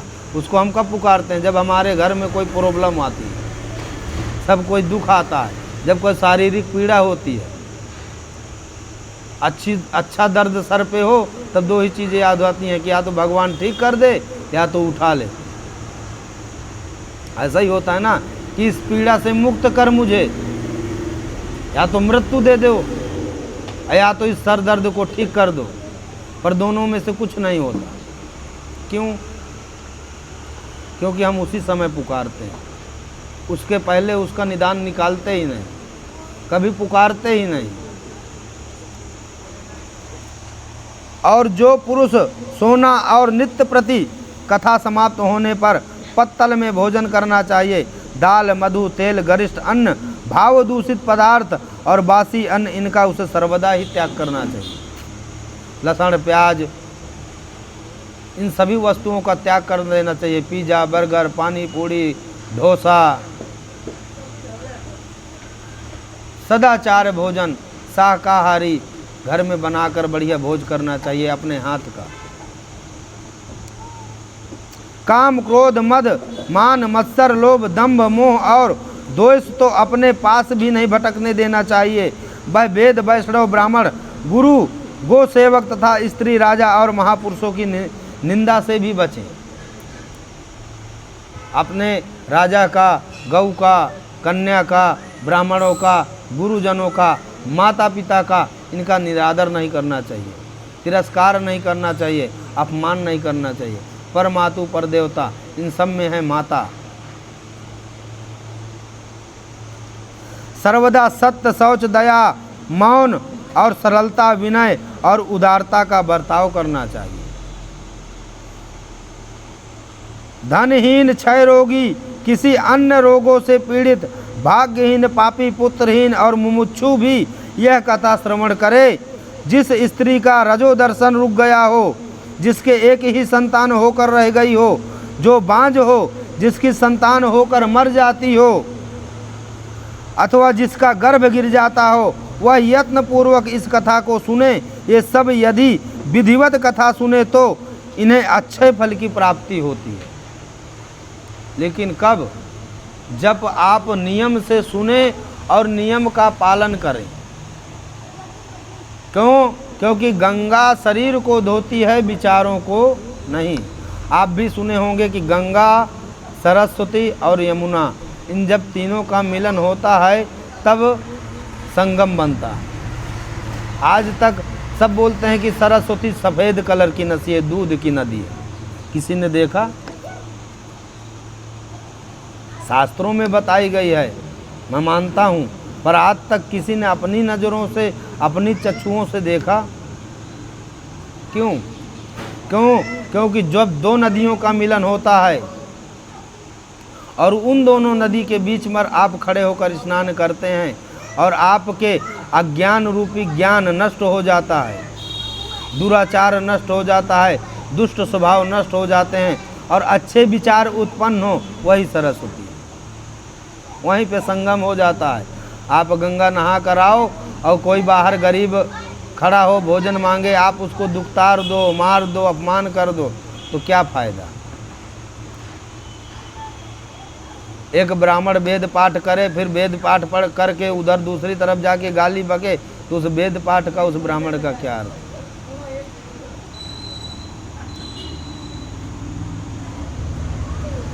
इस प्रकार इस व्रत की विधियों का पालन करके फिर उद्यापन करें। जिन्हें इसके विशेष फल की इच्छा हो, वह जन्माष्टमी के व्रत के समान ही इस कथा व्रत का उद्यापन करें। किंतु जो भगवान के अकिंचन भक्त हैं, उनके लिए उद्यापन का कोई आग्रह नहीं। वे श्रवण से ही पवित्र हैं, क्योंकि वे तो निष्काम भगवत भक्त हैं। इस प्रकार जब सप्ताह यज्ञ समाप्त हो जाए, तब श्रोताओं को अत्यंत भक्तिपूर्वक पुस्तक और वक्ता की पूजा करनी चाहिए। फिर वक्ता श्रोताओं को प्रसाद, तुलसी और प्रसादी मालाएं दे तथा सब लोग मृदंग और झांझ की मनोहर ध्वनि से सुंदर कीर्तन करे, जय जयकार करे, शंख ध्वनि करे, ब्राह्मणों को घर बुलाकर भोजन कराए, श्रोता विरक्त हो कर्म की शांति के लिए दूसरे दिन गीता का पाठ करें।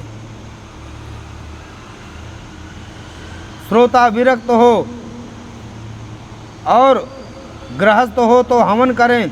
इससे हवन में 10वें स्कंध का एक एक श्लोक पढ़कर विधि पूर्वक खीर, मधु, घृत, तिल और अन्न आदि सामग्रियों से आहुति दें।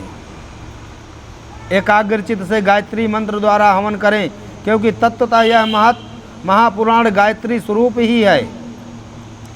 फिर 12 ब्राह्मणों को खीर और मधु आदि उत्तम उत्तम पदार्थ से भोजन कराएं। सुन लेना, लास्ट दिन पूछूंगा। और सामर्थ्य हो तो 3 तोले समान एक सिंहासन बनवाएं। उस पर सुंदर अक्षरों में लिखी हुई श्रीमद् भागवत की पोथी रखकर उस हवनादि विविध उपचारों से पूजा करें और फिर जितेंद्रिय आचार्य को उसका वस्त्र आभूषण एवं गंधदासी से पूजन करके दक्षिणा सहित समर्पण कर दें। यूँ करने से यह बुद्धिमान दाता जन्म मरण के बंधन से मुक्त हो जाता है। सनकादि कहते हैं कि नारद जी, इस प्रकार तुम्हें यह सप्ताह श्रवण विधि हमने पूरी सुना दी, और क्या सुनना चाहते हो। श्रीमद् भागवत से भोग और मोक्ष दोनों ही हाथ लग जाते हैं। सुत जी कहते हैं कि इत्युक्त्वा ते महात्मानः प्राचुर भागवतीम कथाम सर्व पाप हराम पुण्याम भुक्ति मुक्ति प्रदायिनी। सुत जी कहते हैं, शौनक जी, यो कहकर महामुनि सनकादि ने 1 सप्ताह तक विधि पूर्वक इस सर्व पापनाशनी परम पवित्र तथा भोग और मोक्ष को प्रदान करने वाली भागवत कथा का प्रवचन किया। पश्चात उन्होंने विधि पूर्वक भगवान पुरुषोत्तम की स्तुति की। नारद जी ने कहा, मैं धन्य हूँ, आप लोगों ने करुणा करके मुझे बड़ा ही अनुग्रहित किया है। आज मुझे सर्व पापहारी भगवान श्री हरि की प्राप्ति हो गई। इस दुनिया में धनी महाराजा वही है जिसके पास कीर्तन धन है, राम धन है, राम नाम धन है। मीरा भी गाती थी ना, पायो जी मैं तो राम रतन धन पायो। कोई भजन ऐसा है जिसमें मैं करोड़ों रुपये धन पायूँ, 5 लाख की प्रॉपर्टी पायूँ, 50 लाख की गाड़ी पायूँ तो मैं धन हो गई? नहीं, ये सब नश्वर है। जैसे दीपक साधन से चलता है तो ये शरीर पंचतत्व से चलता है और ऐश्वर्य बलपूर्वक चलता है। पर मोक्ष और भगवान की भक्ति इन चीज़ों से प्राप्त नहीं की जा सकती। ब्राह्मण को घर पे बुलाकर वेद पाठ कराएं तो आपके कर्म सुधरेंगे, वास्तु सुधरेगा, कुंडली में कोई दोष होगा तो सुधरेगा, मोक्ष प्राप्ति नहीं होगी। बड़ा यज्ञ कराओगे तो पुण्य बढ़ेगा, दान पुण्य बढ़ेगा, पर आप स्वयं वो कीर्तन भजन करोगे तो तेज बढ़ेगा, मोक्ष की प्राप्ति होगी, भगवत प्राप्ति होगी, ऑटोमेटिक सब बदलने लगेगा। आप 1 हफ्ता 1 सप्ताह 7 दिन जप करके देखो। हर इंसान डेली मर जाता है, डेली जन्म होता है। इस संसार में कोई नहीं जो अपने को अपनी आंखों से सोता हुआ देखा हो। कोई है? कोई नहीं। अपनी आंखों से कोई वीडियो बना के दिखा दे कि तुम ऐसे सोते हो, कोई बता दे आप ऐसे सोते हो, नहीं। आप कब विश्वास करोगे? जब आप अपनी आंखों से देखो। मैं कैसे सोता हूँ, मैं मेरी आंखों से देखूँ तो मैं मानूँ। मैं दूसरे की आंखों का भरोसा नहीं कर सकता। जब आप अपनी आंखों से आपको खुद को सोता हुआ नहीं देखे तो आपको क्या पता आप कैसे सोए थे, क्या हुआ था रात में। तो मृत्यु के समान ही, जैसे एक मृत्यु पड़ा शरीर को क्या पता होता है कि मेरे साथ क्या कर रहे हैं। तो उस सोते हुए आदमी को, इंसान को, पुरुष हो स्त्री हो वृद्ध हो, क्या पता कि वो क्या कर रहा है। और जब सुबह जगता है तब नया जन्म होता है। मलमूत्र त्याग कर, स्नान शुद्ध चेता से नित्य कर्म कर, शुद्ध पवित्र होकर भगवान का चिंतन करे। इसलिए ब्रह्म मुहूर्त बनाया गया, इसलिए ब्रह्म मुहूर्त में जगना चाहिए। 24 घंटे में से सब वो 24 घंटा देखिए आपको दिया गया है। 24 घंटा आप अपने हिसाब से वापर सकते हैं, फिर भी 12 घंटे काम करो, 6 घंटे सो, 1.5-2 घंटे गप सड़ा के, 1.5-2 घंटे खाने पीने में, फिर भी 2-2.5-3 घंटे बचते हैं। वो 2-2.5-3 घंटे व्हाट्सअप, फेसबुक, इंस्टाग्राम साइड में रख दो, सास बहू का सीरियल बंद कर दो, तो 3 घंटे भगवत प्राप्ति के हो गए। सुत जी कहते हैं, सौनक जी वैष्णव श्रेष्ठ नारद जी यूँ कह ही रहे थे, वहाँ घूमते फूरते योगेश्वर सुखदेव जी महाराज आ गए। कथा समाप्त होते ही व्यास नंदन सुखदेव जी वहाँ पधारे। 16 वर्षों की आयु आत्ममला से पूर्ण ज्ञान रूपी महासागर का संवर्धन करने के लिए चंद्रमा के समान प्रेम से धीरे धीरे श्रीमद् भागवत का पाठ कर रहे थे। परम तेजस्वी सुखदेव जी को देखकर सारे सभासद झटपट खड़े हो गए और उन्हें ऊंचे आसन पर बैठाया। देवर्षि नारद जी ने उनका प्रेम पूर्वक पूजा किया। सुखदेव जी बोले, रसिक एवं भावुक जन, यह श्रीमद् भागवत वेद स्वरूप कल्प वृक्ष का परिपक्व फल है। सुखदेव रूप मुख का संयोग होने से अमृत रस के परिपूर्ण है। यह रस ही रस है, इसमें ना छिलका है ना गुठली है। यह इसी लोक में सुलभ है। जब तक शरीर में चेतना रहे तब तक आप लोग बार बार इसका पान करें।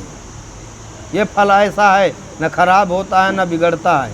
आप जब चाहो निकाल कर पाना शुरू कर दो। जब आप भगवान का कीर्तन करते हैं तो जो लार बनती है, और लार जब अंदर गटकते हैं तो उससे भी जो नेगेटिविटी ऊर्जा होती है, दुष्प्रभाव होते हैं, वो नष्ट हो जाते हैं।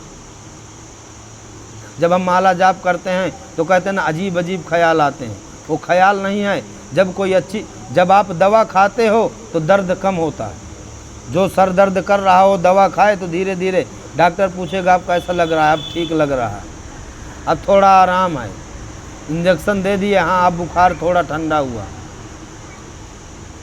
ऐसे ही जब आप संकीर्तन करते हैं, नाम जप करते हैं, भगवान का भजन करते हैं, ध्यान करते हैं, योगासन में बैठकर, तब नेगेटिविटी ऊर्जा निकलती है, अजीब अजीब ख्याल आते हैं। तो जब दवा अंदर जाती है तो रोग को बाहर करती है, तब वो बाहर निकलते हैं। श्रीमद् भागवत महापुराण की रचना की है महामुनि वेदव्यास जी ने। इसमें निष्कपट निष्काम परम धाम का निरूपण है। इसमें शुद्धांतकरण, सत्पुरुषों के जानने योग्य कल्याणकारी वास्तविक वास्तु का वर्णन है। विशुद्ध ज्ञान का वर्णन किया गया है। ज्ञान वैराग्य भक्ति के सहित निवृत्त मार्ग प्रकाशित किया गया है। भक्ति पूर्वक इसके श्रवण पठन मनन से तत्पर रहता वह मुक्त हो जाता है। यह रस स्वर्गलोक, सत्यलोक, कैलाश, वैकुंठ में भी नहीं है। इसलिए भगवान श्रोताओं, तुम इसका खूब पान करो, इससे कभी मत छोड़ो, ऐसा सुखदेव जी कहते हैं। सुत जी कहते हैं कि इस प्रकार कह रहे थे। सभा के बीचों बीच प्रहलाद, बलि, उद्धव और अर्जुन आदि पार्षदों के सहित साक्षात श्री हरि प्रकट हो गए। तब देवर्षि नारद भगवान और उनके भक्तों की यथोचित पूजा की। भगवान को प्रसन्न देकर देवर्षि उन्हें एक विशाल सिंहासन पर बैठा दिया और सब लोग उनके सामने संकीर्तन करने लगे। कीर्तन आरंभ हुआ। प्रहलाद जी तो चंचल गति होने के कारण करताल बजाने लगे। उद्धव जी ने झांझे उठा ली। देवर्षि नारद बीड़ा बजाने लगे और संकीर्तन। अर्जुन राग अल्पनाने लगे। इंद्र ने मृदंग बजाना आरंभ किया और जय घोष होने लगे। इन सब के बीच में परम तेजस्वी भक्ति, ज्ञान और वैराग्य नटों के समान नाचने लगे। ऐसे अलौकिक कीर्तन देखकर भगवान प्रसन्न हो गए। वो कहते हैं ना, जब कहीं भी आप देखे होंगे किसी मंदिर में, तीर्थ स्थलों में, कहीं बढ़िया धूमधाम से ढोलकी मृदंग आज बाज रहे हों और बढ़िया धुन गा रहे हों, तो कोई बीच में अचानक उठ के नाचने लगता। कोई शौक नहीं है, वो मन में तरंगे उठती हैं, भक्ति की लहरें उठती हैं, तो ऑटोमेटिक हाथ पैर चलने लगते हैं, ऑटोमेटिक चलने लगते हैं। मैं तुम्हारी इस कथा और कीर्तन से बहुत प्रसन्न हूँ। तुम्हारे भक्ति भाव ने इस समय मुझे अपने वश में कर लिया। अतः तुम लोग मुझसे वर मांगो। भगवान हमारी यह अभिलाषा है कि भविष्य में भी जहाँ कहीं सप्ताह कथा हो वहाँ आप इन पार्षदों के सहित अवश्य पधारें। जहाँ पर श्रीमद् भागवत कथा होती है वहाँ भगवान जरूर पधारते हैं। हमारा मनोरथ पूर्ण कीजिए। भगवान बोले तथास्तु। ऐसा कहकर भगवान अंतर ध्यान हो गए। इसके पश्चात नारद जी ने भगवान तथा उनके पार्षदों को चरणों को लक्ष्य रख प्रणाम किया और सुखदेव जी आदि तपस्वियों को भी नमस्कार किया। शौनक जी ने पूछा, सुत जी, सुखदेव जी ने राजा परीक्षित को, गौकर्ण सुंदकारी को और सनकादि ने नारद जी को किस किस समय यह ग्रंथ सुनाया? सुत जी ने कहा, भगवान श्री कृष्ण स्वधाम गमन के बाद कलयुग में 30 वर्ष के कुछ अधिक बीत जाने पर भाद्रपद मास की शुक्ल नवमी को सुखदेव जी ने कथा आरंभ की।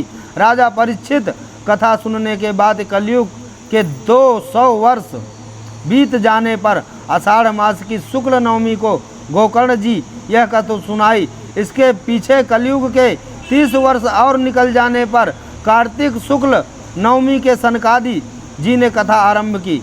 निष्पाप शौनक जी, आपने जो कुछ पूछा था उसका उत्तर मैंने आपको दे दिया। कलयुग में भागवत की कथा भवरोगी के लिए रामबाण है।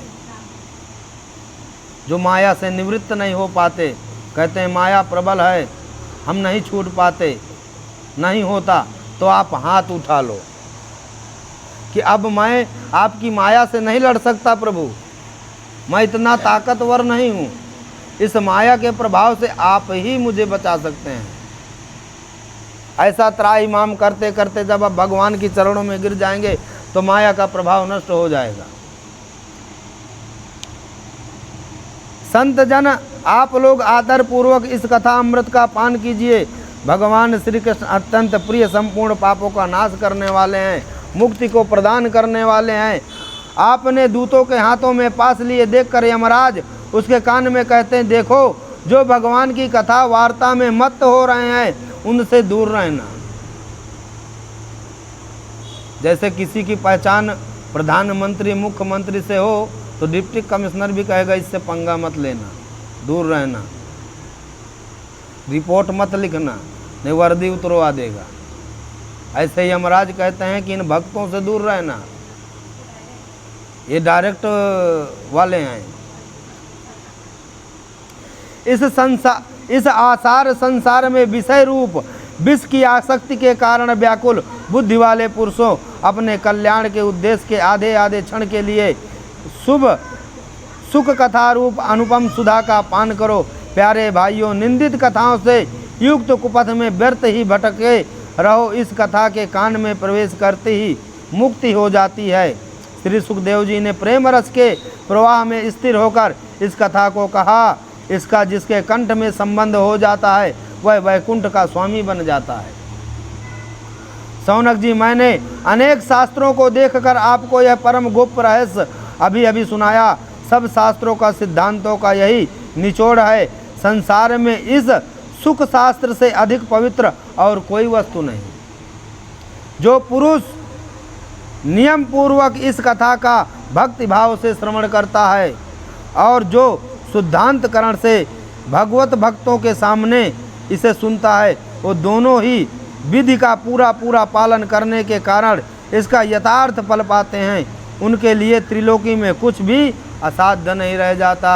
बोलिए पुरुषोत्तम भगवान की। चलो, राधे राधे।